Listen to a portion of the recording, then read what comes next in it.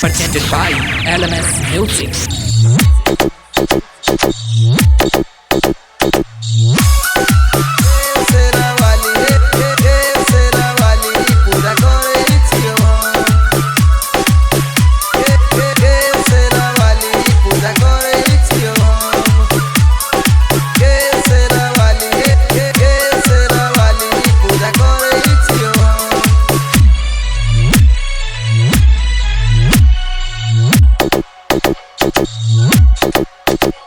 माई गे तोर मंदिर करे छौ चमचम गे शेरावाली पूजा करे छियो।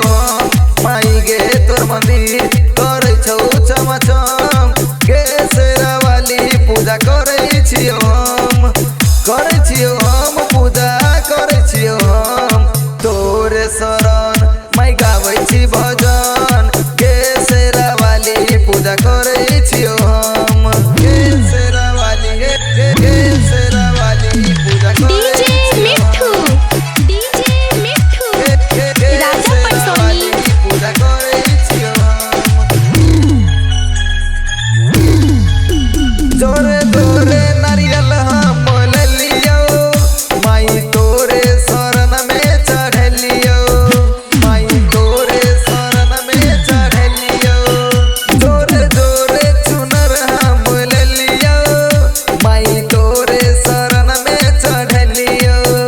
मत शेरावाली भरती झोली खाली मत शेरावाली हे जोतावाली माई गे हम एलियो तोरे शरण गे शेरावाली पूजा करे छियो हम गे शेरावाली गे शेरावाली पूजा करे छियो।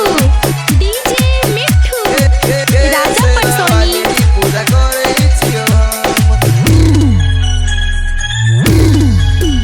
नौ महीना पर्वत पर बीतलिए दुष्ट भैरव के बध अहाँ केलिए। दुष्ट भैरव के बध अहाँ केलिए अपना भक्तन पर दया देखलिए सबके दुखवा से वहीं बचलिए।